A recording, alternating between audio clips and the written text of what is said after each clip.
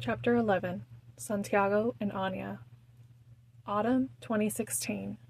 3 years later. Santiago stood in the mirror, gazing at his reflection. He was wearing his school uniform, which consisted of a white-collar dress shirt and black dress pants. Over his white shirt was a gray jacket, along with a red, green, and black plaid tie. The insignia of Instituto St. John Baptiste was engraved into the pocket of his jacket on his chest. Santiago's hair was combed back. He had grown taller in the last couple of years, no longer being a boy of 10, but of 13, going into another day of 8th grade. Santiago had adjusted well to his school. Anya had been right. Being the grandson of Javier del Toro and future heir to DT and Associates Corp. Gathered him special attention. It only took a single introduction for many of his classmates to place him on the totem pole. Thanks to this, things came easy to Santiago. He made friends, and also got special treatment from teachers. Some of the older ones even remembered his papa from many years back. It made Santiago uneasy to admit, but he liked his new school a lot better than his old one. He still missed his friends, of course, and would do anything to have his mama back in his life. But he had to admit that the new school was better in every aspect. It was prettier. There were more variety in classes to take, and clubs to choose from. The field trips were extravagant, and finally, the food. Santiago felt like he was eating like a king every time he sat down in the cafeteria. The last 3 years had passed by so peacefully and successfully that it almost scared Santiago how easy it had been to leave his old life behind and slip into this new life at La Hacienda. When he confessed the fear of forgetting his old life to his papa, Ernesto responded by giving him a portrait of his mama for Christmas. Santiago had never forgotten, nor would he forget, what his mama looked like. But he could not deny that having a portrait of her in his room brought him some comfort. His mama was as beautiful as Santiago remembered. Blonde, wavy hair, sky-blue eyes, smiling happily back at him in the portrait. Santiago vaguely remembered that day. They went to the beach together as a family for Independence Day, and his papa had brought a camera.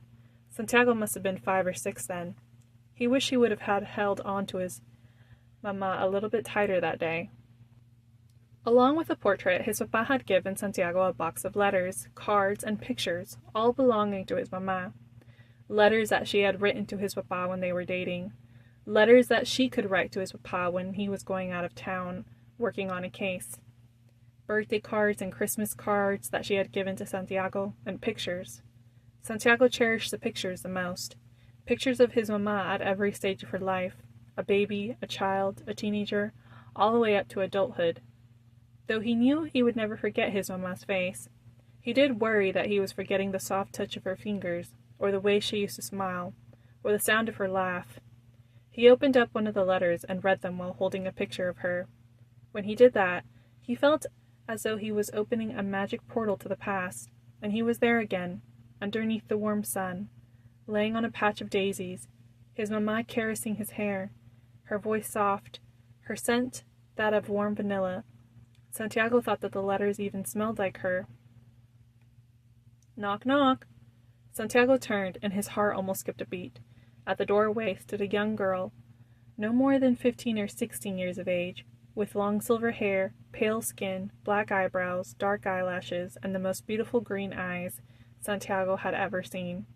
She was wearing black yoga pants and a white racerback style t-shirt.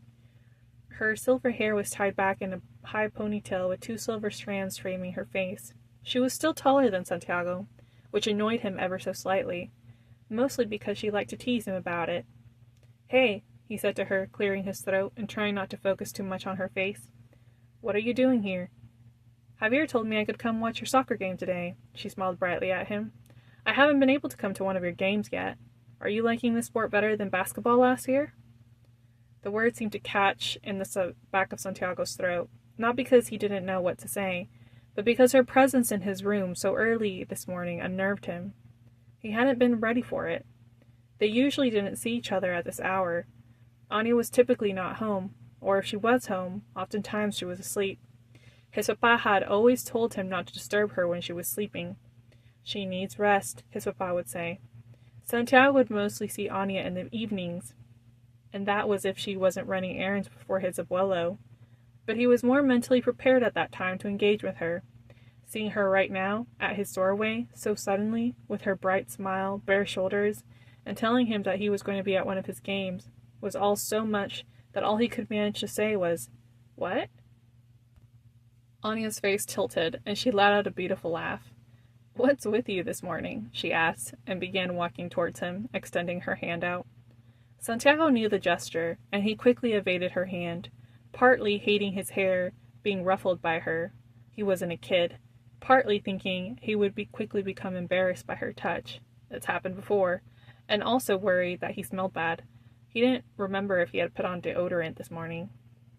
"Gotta go," he mumbled and ran down the stair, trying to calm his pounding heart. Anya watched as Santiago ran out of his room. It wasn't until she heard the slam of the door that she sighed. Ever since Santiago turned 13, he seemed bent on avoiding her. Javier had told her one day, unbiddenly, that boys of his age go through something called puberty, which caused them to be more self-conscious about themselves. Anya understood being self-conscious all too well, so she tried to give him space as Javier suggested, but she couldn't help but cling to the memories that she had made with him that first year when he had just arrived at La Hacienda. Santiago seemed so tiny back then, constantly clinging to Anya as he giggled over oddly shaped rocks and flowers he would find, gifting them all to her. She missed those moments, and hoped that soon he would be able to hold her gaze for longer than 3 seconds. The sound of a lighter clicking broke her out of her thoughts, and she looked out of Santiago's bedroom window that faced the courtyard. Ernesto stood in the sun, lighting a cigarette, and a pitiful sensation came over her. Ernesto had recently picked up smoking after the last venture they had gone on. Though Javier tried his best to keep Ernesto out of the field, there were times it couldn't be helped. It was just part of the trade. Over the last 3 years, Ernesto had found himself lifting a gun instead of a pen more often than he'd like. Anya recalled their most recent assignment, where her role was to take care of security while Ernesto held the target in place. He was supposed to have waited for her to arrive before making any moves, and yet, when she heard the gunshot, she knew something had gone wrong. She raced up to meet him and found the target on the ground, a hole through his head, and Ernesto standing over him, his face grave. He didn't speak afterward, and Anya didn't press him, but a few days later, he had told her that it was the first time he'd ever killed someone. "If I wasn't going to hell, I am now," he had told her solemnly. Anya's heart panged for him. She remembered her own first kill. It was a young girl, no older than she was now. Her aunt had taken her hunting, and had captured the girl for Anya. "Remember, Anya, only take what you need. If we go around killing every person in this town, they'll get suspicious." But as Anya looked at the girl, as she listened to the blood pulse through her veins, she felt an overwhelming thirst. Anya had never been given the privilege of having first bite, nor had she ever had a human who was still so alive. As a disgrace of her household, she had to fight for her own survival, taking drops of blood from humans that were near death. It was enough to keep her death at bay, but not enough to curb the hunger she felt day in and day out. That was why the ending was inevitable. As soon as Anya sank her fangs into the young girl, she felt the rush of blood flood into her mouth. She couldn't stop, even as her aunt commanded her to. Even though she knew that she was going to be sick later, the taste of fresh blood gripped her soul like nothing she had ever felt before. The light in the young girl's eyes dimmed, and it wasn't until Anya had drunk her fill that she realized that she had just taken her first life. Anya felt no remorse then. She had grown up in a world where humans served few purposes to vampires other than being a source for food.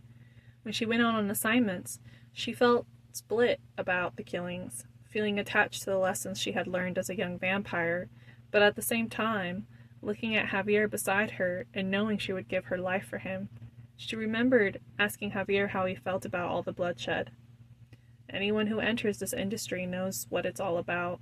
You either get on board or you don't get involved at all." But Ernesto was different. He carried his remorse through his whole body, slumping his shoulders down, hanging his head low in defeat, or up at the sky as though searching the heavens for an answer. She tried to raise concern with Javier, but he snapped at her, stating, "He is free to leave whenever he wants. I'm not holding him here." And that had been the last she mentioned it. If that was the case, then it seemed to Anya that Ernesto was a man who had locked himself in his own cell and thrown away the key, and somehow she was left with the burden of watching him waste away. She sighed, opening the window. She jumped the 2 stories down, gracefully landing a couple of steps behind Ernesto.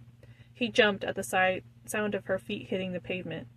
"Can't you come down like a normal person, using the stairs?" he asked her.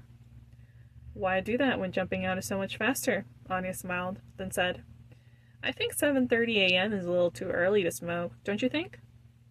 "Probably," he said wearily, and took a long drag of his cigarette. She prodded further. "How have you been sleeping?" Ernesto shrugged. How can a person sleep in this business?